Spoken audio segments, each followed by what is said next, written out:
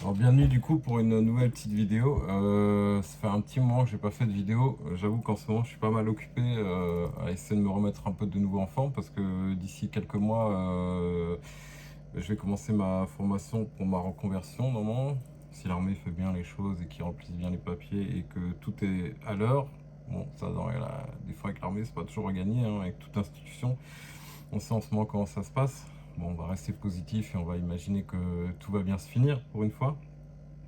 Je plaisante, il n'y a pas du mauvais non plus, j'abuse un peu. Voilà, enfin, tout ça pour du coup revenir sur... donc ça fait un petit moment que je vous avais dit que je devais faire la vidéo donc, sur la Oris en plongée. Alors j'ai plongé avec.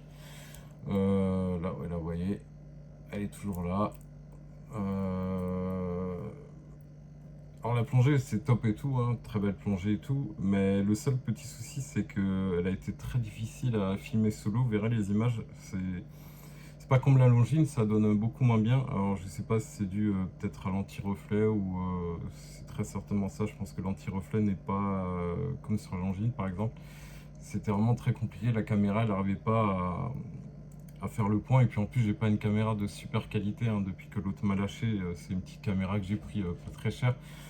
Donc c'est pas du top, mais bon voilà, j'ai réussi quand même à faire quelques images, de vous faire un petit montage vidéo plongée. Alors pour venir un peu sur les prochains temps à propos de la chaîne, alors c'est vrai que je suis pas très régulier, hein, dans mes vidéos, ça je le sais. En même temps je suis dans un moment un peu, à une époque on va dire un peu charnière de ma vie, si je puis utiliser ce mot-là, où je vais quitter l'armée après 25 ans de service. Je vais quand même faire une reconversion, hein, dans un domaine qui est quand même assez particulier. Scaphandrier, on va laisser pour qu'elle reste quand même bien en évidence. Je quitte pas l'armée comme certains et puis je me mets en retraite, hein. J'ai pas cette chance-là, même si je pars quand même avec une petite pension qui est très correcte. Après j'ai fait quand même 16 missions et tout ça, donc voilà, ça m'a permis quand même de partir avec une pension correcte, mais pas suffisante pour vivre. Et de toute manière, je me verrais mal à 45 ans arrêter de travailler, c'est pas trop mon délire. Moi j'aime bien quand même le travail, je trouve que c'est quelque chose d'important dans la vie pour moi. Ça fait partie des notions importantes. Et donc je me suis lancé ce défi de réaliser un rêve tant qu'à faire, et l'armée peut m'accompagner pour le faire grâce à Défense Mobilité. Ça c'est quand même une chance qu'on ne pourrait pas avoir partout, hein. Donc ils me payent quand même une grosse partie de la formation, même s'il y a quand même encore quasiment 6 000 € qui restent à ma charge. Donc là je vais faire appel à l'ONAC, à l'Office National des Anciens Combattants. Il faut savoir qu'en étant militaire, quand on a participé à des opérations extérieures ou des opérations, enfin du moins des opérations de guerre, on a le droit à la carte des anciens combattants et au titre de reconnaissance de la nation qui donne quelques avantages, dont celui-là d'avoir des aides financières. Et je peux espérer quand même du coup que on paye ce qui me reste à payer sur ma formation à scaphandrier. Donc voilà. Donc voilà, je pars quand même faire quelque chose qui va être assez rude. À 44 ans, je pense que c'est pas la même chose que quand on le fait à 20 ans, mais après, je pense que si on a l'esprit et la motivation, c'est pas insurmontable, hein, et tout est dans le physique, de toute façon, son mental. Donc voilà, en ce moment, c'est vrai que je penche peut-être un peu moins, mais je me concentre un peu plus sur le sport. Et travailler un peu de nouveau mon physique, mon mental, parce que ça va vite arriver. La plongée, je sais que je maîtrise, mais il faut que je suis nouveau raccord aussi avec le physique. J'ai plus le même physique à 20 ans, j'aimerais bien quand même le retrouver, je sais comment le retrouver. Donc je vais tout faire pour. Donc ce qui fera que je ferai peut-être un peu moins de plongée, mais beaucoup de sport, parce qu'il faut vraiment que je me remette à niveau. Je veux retrouver mon niveau où je suis à l'aise et où je me sentais bien. Voilà, je suis pas non plus à cracher mes poumons parce que je cours 1 kilomètre, hein, pas du tout. Mais je veux retrouver mes performances de mes 24 ans, 25 ans, jusqu'à mes 30-35 ans. C'est là où j'ai commencé un peu à perdre suite au divorce. Après, hein, vous savez ce que c'est. Des fois, la vie voilà, fait que voilà, on a des petits coups durs et on abandonne certaines choses. Voilà, donc là, voilà, il faut que je retrouve ce mental et cette force physique et voilà, pour me retrouver de nouveau digne de faire le métier que je veux faire derrière. Bon, je me suis un peu éloigné du sujet, mais c'est comme d'habitude.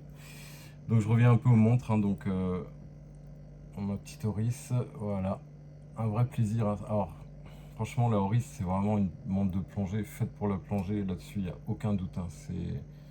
C'est vraiment une plongeuse, quand on la porte, c'est, voilà, c'est... Il n'y a pas de... Vous savez, aujourd'hui, on vit dans un monde où tout est un peu hybride, hein.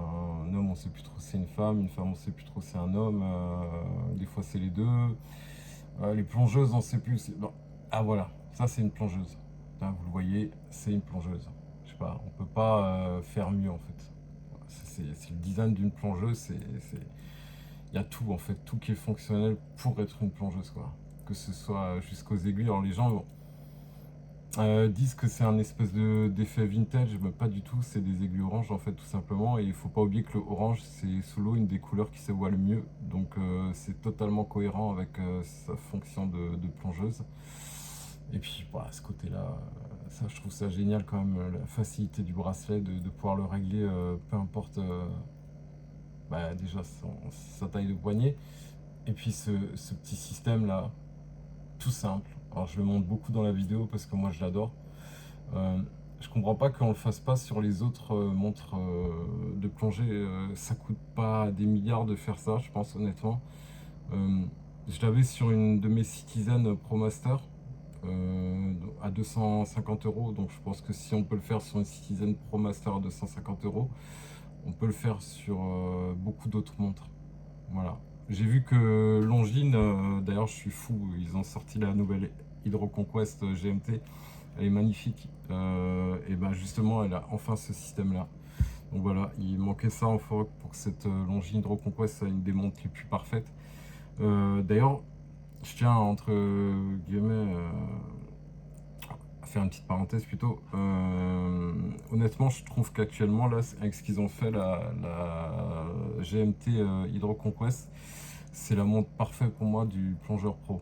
Le mec qui va faire de la saturation et tout ça dans des pays à l'étranger et tout, il manquerait juste une valve hélium, mais elle serait encore plus parfaite. Mais le mec qui voyage beaucoup, qui plonge, bah là c'est la montre parfaite parce que pour une fois vous n'avez pas une lunette GMT, vous avez une lunette de plongée et vous avez quand même une fonction de GMT. Donc ça je trouve ça vraiment top. Après c'est sûr que ça limite parce qu'elle bouge pas la lunette, donc pas de possibilité de faire 3 fuseaux horaires, vous restez sur 2 fuseaux horaires, mais ce qui est largement suffisant généralement, on n'a pas besoin beaucoup plus. Donc voilà. Donc ils ont fait ce système là et que moi j'adore. Vraiment, je suis fou de ce truc et je comprends pas. Toutes les montres de plongée dignes de ce nom devraient avoir ça. Alors je me tâte, c'est vrai que le bracelet acier me manque, je vais pas vous mentir. Ça me manque pas mal quand même. Mais bon, je me suis fait le caoutchouc, je trouve que ça lui va super bien quand même. C'est vrai que c'est un super confort, mais quand même, l'acier me manque. D'ailleurs, là en passant, je vous ai pas dit ce que je portais, hein, c'est la nouvelle mode, mais on dire ce qu'on porte. Donc, une petite Yema Quartz Héritage. C'est une montre que j'ai achetée, je la trouve super fine. Je ferai une vidéo dessus. Alors, je suis pas très quartz, mais alors celle-là, franchement, je l'adore. Déjà du fait que ça colle bien, parce que c'est une édition héritage, donc ça, sur ce genre de monnaie-là, ça me gêne absolument pas qu'il y ait un quartz. Au contraire, je trouve ça colle avec l'époque. Et en plus, là, le fait qu'ils aient sorti le nouveau ce modèle avec les index ronds, là, plutôt que leur index, je trouvais vraiment pas beau chez Yema, là, en carré. Je trouve que ça lui fait vraiment... Cette montre, elle est épurée, elle est simple, elle a un charme de fou. Franchement, si vous voulez une petite montre pour vous faire plaisir, bon, elle coûte quand même 489 € pour un quartz et un verre. Alors c'est de l'essalite ou du minéral renforcé, je sais plus. En tout cas, il sera hyper vite. C'est pas du saphir. Voilà, ça, je trouve ça un peu dommage. Bon, après, peut-être que pour l'effet bombé, il fallait utiliser ce verre, je sais pas. Mais je trouve ça un peu dommage. En tout cas, elle est magnifique. Je l'adore cette montre. Franchement, elle est d'une finesse au poignet. 39 mm. Franchement, c'est vraiment une montre très classe. Enfin, voilà, elle se voit pas. J'ai acheté le petit bracelet caoutchouc qui va avec. Elle est vraiment top. Je ferai une vidéo dédiée à cette montre-là. Voilà, donc ça c'était une intro un peu longue, hein, très longue même, 10 minutes je vois. Mais bon, comme ça faisait un moment que j'avais pas fait de vidéo, c'est bien aussi de parler un petit peu. Donc je vous laisse avec les images du coup de la Auris que je vais essayer de vous commenter en off. Je suis désolé par avance pour le son, j'ai perdu mes écouteurs et tout, donc ça va être peut-être pas un son de ouf, mais je vais essayer de faire au mieux, hein. C'est de l'artisanal toujours. Et voilà, et donc je vous promets quelques vidéos à venir, dont la présentation de cette Niema. J'ai aussi une petite Pagani, alors ça c'était une montre que je connaissais pas du tout et que j'ai découvert et que je trouve vraiment sympa, c'est les Pagani Datejust. Je pensais pas, honnêtement je m'attendais vraiment, je l'ai payé 70 euros, à avoir une merde, un truc mal fait. Et ben franchement je vous ferai une vidéo, j'étais bluffé par la qualité. C'est pour ça que sur mon Instagram, et d'ailleurs je crois sur YouTube j'ai posté un petit com là-dessus avec la photo, on peut se faire plaisir vraiment avec pas grand chose dans l'horlogerie. Pas obligé d'avoir des milliers d'euros. On peut vraiment se faire plaisir en dessous de 100 euros. Là, je sais pas si vous imaginez, 70 euros. La montre, elle marche parfaitement. Elle a une réserve de marche juste incroyable. Elle a une dérive de 10 secondes par jour. Elle est belle, elle est bien finie. Pour vous donner un exemple, j'ai la Tudor Royal Daidat qui est dans le même style.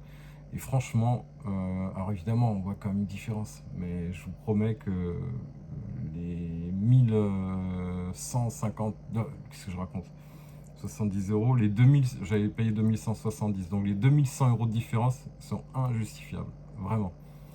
Le bracelet Jubilé, il est super confortable. Voilà, enfin, je vous ferai une vidéo sur celle-là. J'avais aussi pris une petite Saint-Martin parce que je voulais aussi voir ce que ça vaut. La PD-0007, dommage qu'il n'y a pas double 07, ça m'aurait fait encore plus plaisir étant fan de la saga. Donc pareil, une belle montre. Voilà, donc quelques petites vidéos à venir un peu sur ces montres là. J'ai voulu un petit peu explorer les montres beaucoup moins chères. Parce qu'en ce moment, j'ai plus envie de dépenser de l'argent dans les montres, hein. De toute façon, jusqu'à ma formation, c'est hors de question. J'étais même à me demander si j'avais pas vendre la Auris, je sais pas encore, je vais voir. Voilà, on verra après ma formation, on reprendra. Et puis je me rendais compte des fois que en fait, on peut se prendre beaucoup de choses avec des fois le prix d'une montre à 1000 euros. On peut avoir des choses de ouf en fait. Voilà, ça dépend ce qu'on cherche et tout ça, c'est toujours pareil. Donc voilà, des vidéos à venir sur ces présentations de montres là. Peut-être pas trop de plonger les prochains temps. De toute façon, en période estivale, je n'aime pas plonger, il y a trop de monde, c'est chiant. Donc on verra la rentrée. Et puis surtout de l'entraînement, hein. Je fais beaucoup de natation en ce moment, beaucoup de courses à pied. Et voilà, j'essaie surtout de faire la natation, ça va beaucoup. L'apnée un peu, retravailler aussi parce que j'ai perdu. Voilà, donc la plongée, tout ça, c'est évident, je le fais, il n'y a pas de problème. Donc c'est sur les autres choses que je vais me concentrer. Il me reste 3 à 4 mois, donc voilà. Donc je vous laisse sur les images. On se dit à la prochaine et à bientôt. Et merci d'ailleurs pour les gens qui se sont abonnés entre temps. J'ai vu que les abonnements ont monté, toujours à ma grande surprise, parce que je suis pas très actif sur la chaîne en plus. Et bon, c'est pas des vidéos non plus de qualité incroyable, mais bon voilà, si elles vous plaisent et si ça fait plaisir à certaines personnes, tant mieux, j'en suis le plus heureux. Et je pourrais d'essayer d'en vous en faire un peu plus. Je pense que dans un an, quand j'aurai fini ma formation, que j'aurai quitté l'armée et tout ça, j'aurai un peu plus de temps pour me concentrer, de racheter du matériel un peu plus sérieux et tout. J'avoue que c'est vraiment en mode un peu manouche, hein. J'ai une caméra à 40 balles, j'ai une voiture qui est complètement déglinguée, qui doit m'emmener jusqu'à mon site de plongée. Il y a plein de petits trucs comme ça, voilà. Mais bon, ça fait partie du charme et puis c'est une période à passer. Et puis j'aime aussi, ça permet de se remettre de nouveau un peu dans l'essentiel. C'est pas plus mal des fois. Et ça remet un challenge à 44 ans. Ça permet de pas dans la vie, de pas avoir une vie finalement ennuyeuse, hein. Même si des fois, je ne vais pas vous mentir, j'ai des gros doutes parce que faire des changements comme ça à 90 degrés comme ça, je sais même pas si c'est la bonne expression, mais en tout cas, voilà, vous m'avez compris. Voilà, c'est un challenge dans une vie toujours, et à 44 ans, normalement, c'est vrai que souvent, un âge où on est posé, où on veut plus trop de changements. Ben voilà, moi je commence un second chapitre de ma vie. Donc voilà, j'espère, on verra ce que ça donnera. Peut-être je vais foirer, peut-être pas. Moi j'y vais pas dans l'esprit de foirer, en tout cas, ça c'est sûr. Mais voilà, je reste toujours quelqu'un de prudent. On ne faut jamais dire tout est acquis, rien n'est acquis, hein. La vie n'est pas acquise déjà, donc voilà. Donc sur ces belles paroles, vraiment là ce coup-ci je vous laisse 15 minutes d'intro, c'est plus une intro là, c'est une vidéo à part entière. Voilà, donc je vous mets les images de la Oris en plongée. Je suis désolé encore une fois pour la qualité, hein, mais compliqué avec une caméra de mauvaise qualité. Et je vous dis, je pense pas qu'il y ait le même anti-reflex sur la Longines. Donc voilà, mais j'espère qu'elles vous plairont quand même. Et puis on se dit à bientôt. Coupé. Du coup, je vais vous accompagner sur cette petite vidéo en voix off que je fais du coup en one shot, sans coupage, sans rien. On va dire que je suis avec vous et je vous accompagne sur cette petite plongée. Donc là, on part de la base, du coup avec la Oris à cuisse. Hâte de la faire plonger. C'est la première fois du coup que je vais la tester en plongée. Et hâte aussi d'aller plonger parce que ça fait un petit moment que j'avais pas plongé. Donc la préparation du matos, hein, comme d'habitude. On vérifie tout. Et là, du coup, ben, comme je vous disais, là, moi, ce que je kiffe sur cette montre, c'est vraiment son réglage fin. Super rapide et précis. C'est vraiment le top. Je comprends pas qu'on fasse pas ça sur toutes les montres de plongée. Donc, vous voyez là la difficulté quand même d'avoir une image claire du fond, alors qu'on n'est même pas encore dans l'eau, hein. Donc, on se retrouve sur la carrière de Bautalia. Toujours un de mes endroits préférés parce que quel que soit le temps, je sais que je peux partir là-bas plonger tranquillement. J'aurai toujours des conditions optimales. Donc la mise à l'eau, on prépare tout. Là, j'ai fait un petit peu de cinéma, faire comme si j'arrive pas à la mettre. Et là, magie, grâce à mon réglage, je la passe super bien au-dessus de la combinaison. Et on est bien. C'est vrai que c'est vraiment le top, hein. C'est un confort extra ça en plongée. Y a pas à chier quand même, hein. Là, je vous remontre un petit peu la montre avec son fond transparent qui montre son mouvement Sellita SW200. Il est magnifique aussi ce fond, hein, avec la masse oscillante rouge typique de Oris. On règle la lunette du coup pour faire le départ de plongée. Donc voilà, j'ai rencontré des apnéistes d'ailleurs, ce qui m'a fait penser qu'il fallait que je retravaille mon apnée aussi. Et du coup, je les ai filmés. Alors, il n'y avait pas grand-chose à filmer ce jour-là, hein. J'ai un peu filmé ce qu'il y avait. Et en plus, je dis en caméra, bon, c'est pas la super qualité. Donc là, vous voyez, difficile vraiment de bien voir le fond, le cadran plutôt, pardon. Je sais pas, je pense que l'anti-reflet, il doit pas être aussi fort que sur la Longines. J'ai eu pas mal de mal vraiment. Donc là, un petit coup avec le phare. On explore quand même, hein, même si je connais cet endroit par cœur, mais c'est toujours un plaisir d'aller l'explorer à nouveau. Donc là, une petite étoile de mer. On jette un coup d'œil sur la montre. On est déjà à 30 minutes de plongée. Ouais, difficile d'avoir une image nette, c'est dommage. Donc là, ouais, c'était une plongée avec une visibilité correcte, hein, c'était pas incroyable. C'était pas dégueulasse non plus. C'était une bonne petite plongée. Je sais que je me suis quand même fait plaisir. Et vraiment, c'est vrai que la Oris, c'est vraiment une mode de plongée. Je sentais vraiment que c'était son utilisation, quoi. C'est pas la montre. C'est vraiment l'ADN de plongeuse, hein. C'est vraiment un plaisir, un petit effet avec l'arrêt sur image. Ouais, je vous dis, c'est l'impression d'avoir vraiment une montre digne d'un James Bond, vous voyez, ou d'un Les Loups de haute mer, là, le film avec Sean Connery. Donc là, je fais une petite présentation classique sous l'eau. Donc on voit son magnifique fond avec sa masse oscillante rouge, le bon SW200, qui moi me va très bien d'ailleurs, hein, plutôt que des mouvements manufacture. Sa lunette céramique noire, encore une fois, le réglage fin. Je crois que j'ai dû vous le montrer 100 fois dans cette vidéo. Mais c'est vraiment pour insister, quoi. C'est tellement important d'avoir ça. C'est tellement simple de le faire aussi. Je comprends pas que ce soit pas sur toutes les montres de plongée, tout simplement. Et toutes les montres en général même, hein, parce que tout le monde a le poignet qui va un peu gonfler. Et si on aime bien avoir la montre assez proche de soi, c'est toujours embêtant de devoir jouer avec les maillons, quoi. Donc voilà, on finit cette vidéo sur quelques petites photos. J'espère que ça vous aura plu, que la Auris vous aura plu aussi. On reste sur ce magnifique fond. Et je vous dis à bientôt du coup pour une prochaine vidéo.